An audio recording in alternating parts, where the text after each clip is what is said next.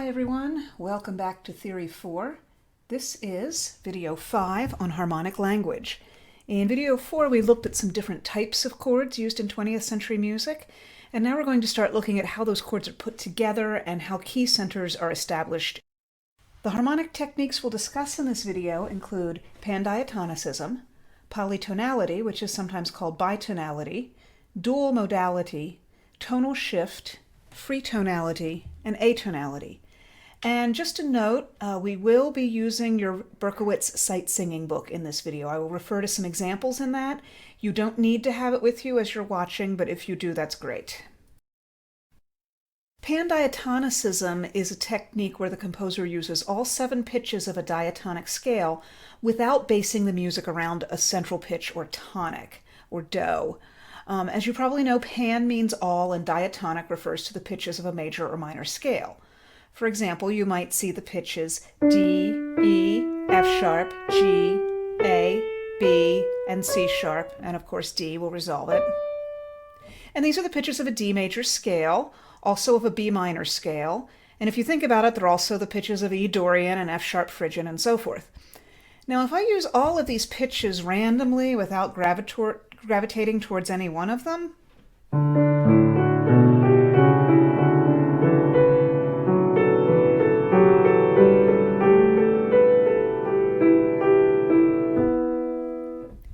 so I just played a little bit there where I didn't really move towards D or B or anything like that, and that was pandiatonic. So keep in mind, this technique is limited to the pitches of the diatonic scale. It is not the same thing if the composer is using an octatonic scale or a whole tone scale or anything like that. It's really just the pitches of a major or minor scale, and you'll see a lot of composers just sort of play around freely on the white keys. That's pandiatonicism.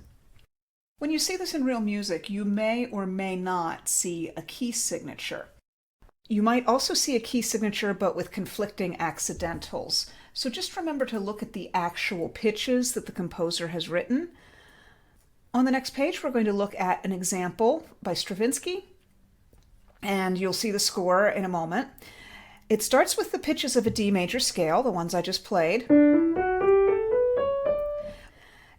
Now, you'll see that D is the lowest sounding note, but there's no real sense that it sounds like do when you listen to the little snippets of melody that he's written. And you can't really pick out any one pitch as the tonic.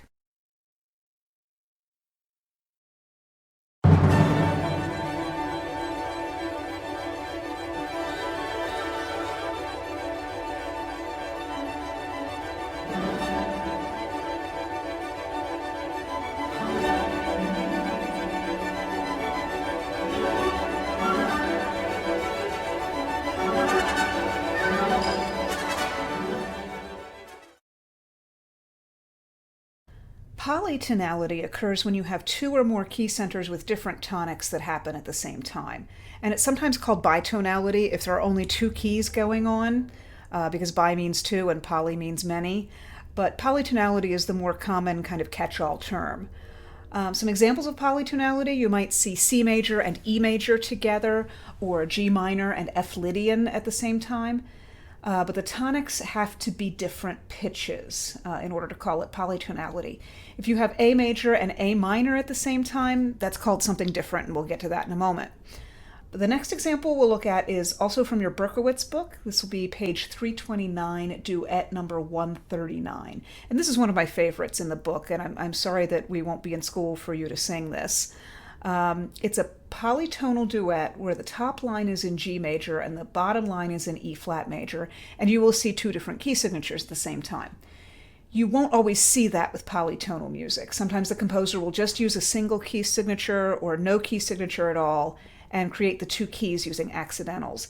And so I think this is a good time to remind you that you should listen to all of the examples on your quizzes, and wherever possible, take the quizzes with a keyboard nearby and put your hands on the keyboard and play them.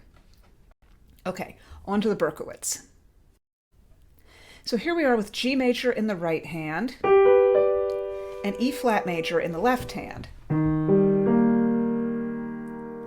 And here's what they sound like together.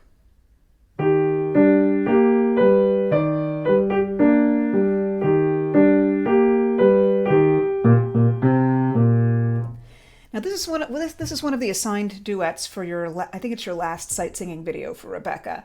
And when you sing it, I imagine you'll probably be overdubbing yourself.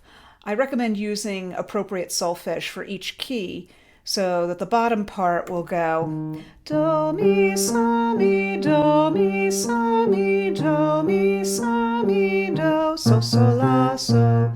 But the top in G major will go like this.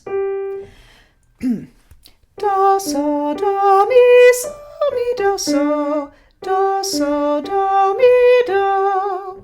Sorry, I don't have a high D today, but you get the idea. Dual modality, which is sometimes called bimodality, is when two modes with the same tonic occur at the same time. So examples might be F major and F minor together, or B Lydian and B Phrygian.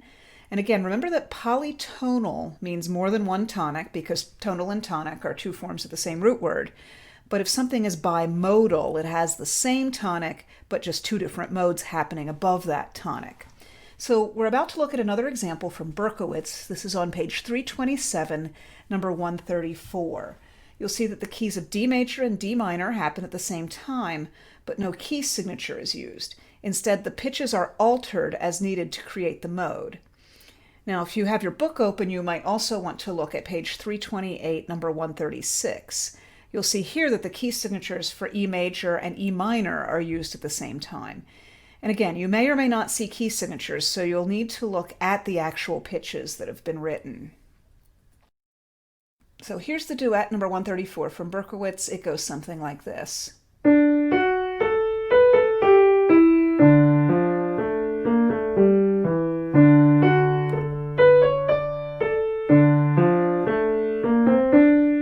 Etc. As you listen, you'll notice that the clashing notes are never heard at the same time. You'll never hear an F against an F sharp or a B against a B flat. So it doesn't really sound dissonant or ugly. It's just a little bit strange. Now I want to take a moment and review what we learned in the last video about chords. So you learned about polychords, which is two different triads on top of each other, or two different seventh chords, like E flat major and C major. And it makes sense that if something is polytonal, you'll see polychords in it. Those are just the types of chords that will end up happening as a result of having two keys going on at the same time. Now, if you're looking at dual modality, where you have the same tonic with two different modes, that's where you might see split thirds. So, for example, if D major and D minor happen at the same time, that's where you might see a chord with a split third. So if you see split thirds, it could be bimodal. If you see polychords, it could be polytonal. A tonal shift is a sudden and abrupt, unprepared change of key, and it's often the key is really far away, and the shift feels very sudden. So Prokofiev is famous for doing this, and he'll do it in the middle of phrases. He might write a perfectly normal sounding melody, but he'll start it in one key and then just move and finish it in a different key. If you know the theme from Peter and the Wolf, it does that. On the next page, though, we'll look at one of Prokofiev's piano works, and you'll see a shift from E major to C major. And I say that both keys are sort of E major and C major because even though both keys use those notes, neither one sounds like it has a tonic. So both sections are really pandiatonic, but you'll hear the shift in pitch content where you see the key signature change.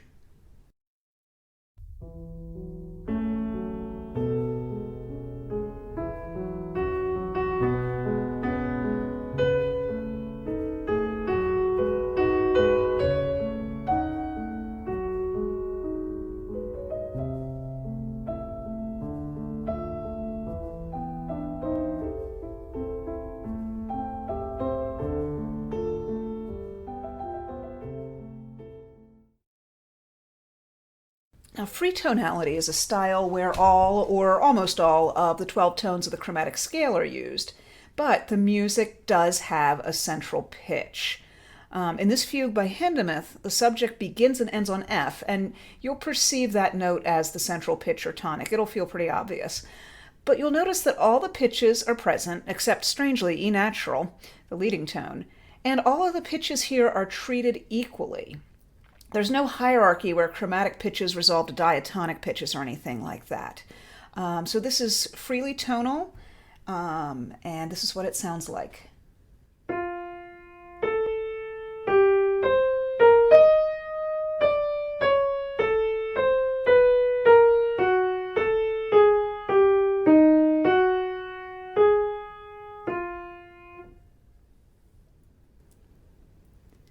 Atonality also uses all 12 pitches, but there's no reference to a tonic pitch. And you might have heard of Arnold Schoenberg, and he is famous for writing 12-tone music. And sadly, we won't get to that this semester. We were supposed to, and then, of course, things happened. You know, if you want to learn about 12-tone music, hit me up, and I'm happy to talk about it over the summer or something like that. Anyway, if you've heard of 12-tone music, the idea behind 12-tone music is that you have to use all 12 pitches before you repeat any pitch. And what Schoenberg was trying to do was destroy any sense of tonic by using that system. So atonality and 12-tone music are not necessarily the same thing. 12-tone music is one type of atonality. It is a system for writing atonal music, but it's not the only system. So this Schoenberg song that we're going to listen to is freely atonal, and it's early, so he hadn't really come up with a 12-tone system yet. And while the pitches are organized, they aren't organized according to a pre-existing system like the 12-tone system. And what happens with a piece like this is Schoenberg writes the rules, and then he writes the piece according to those rules. One recurring idea you will see that this piece is based around is the split third chord. There are several of those, and I've marked them throughout the example.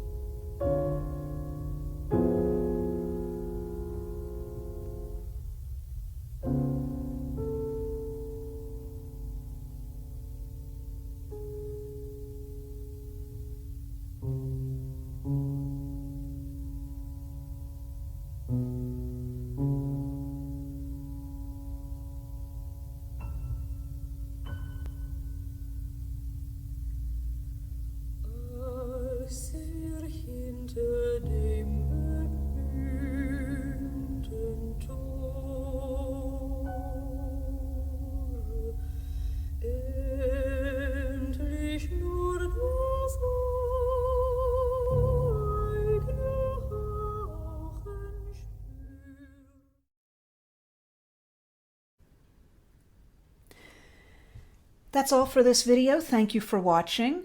Up next, quiz number 2 when you are ready to take it. And again, if you need to take that quiz multiple times, that's fine, but please let me know.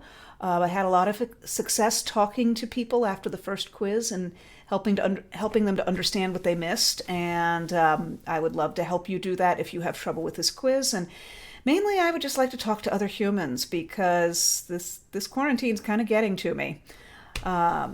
Optional, I'm going to put some further exploration materials on the homepage, and those are basically just full scores and recordings for some of the shorter excerpts we've looked at in these videos.